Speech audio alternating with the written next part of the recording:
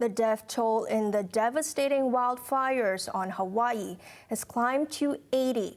Survivors, meanwhile, are struggling to come to terms on what happened before embarking on the load road of rebuilding the community. Sachin Katvi reports. Residents from other parts of the island of Maui are doing whatever they can to help survivors in Lahaina. Stories of fear and distress are now being told by frustrated residents, many of whom had no time to react when the fast-spreading fire ripped their neighborhood. The death toll now stands at 80. I watched one lady in a car who she was trying to get down through Front Street. That's my Jeep blew up on Front Street. And she drove between two cars trying to squeeze through, and she couldn't, she got stuck, and the cars were popping, just blowing up like mortars, one after another coming right towards her, and nobody could even get to her. The door, couldn't get to the doors or the windows. She was stuck, and we watched her go.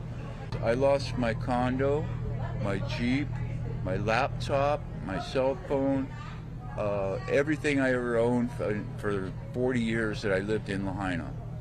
Maui residents who survived the horror are left wondering why they were not alerted ahead of time by emergency warning systems. Usually they put on the hurricane sirens or they do something to warn us. Nothing. Everyone was just word of mouth evacuating. Many residents had to flee from multiple locations before they could make it to safety.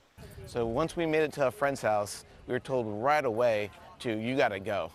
So my friend has kids, we threw them in the car and we went to the Civic Center. 2 hours later, no, you have to leave, flee north and you have to leave now. So we ended up spending the night in a grocery store parking lot with a towel that my friend had in the back of the car, sleeping on the grass. Relief operations are underway with response teams arriving from across the United States. Vice President Kamala Harris said neither she nor President Joe Biden plan to visit Maui for now, as they don't want to distract rescue and recovery efforts. Lahaina residents are now allowed to return home. They must prove they lived in the area, but that is proving to be a challenge considering their community is reduced to smoldering ruins. Sachin Katvi, HKIBC.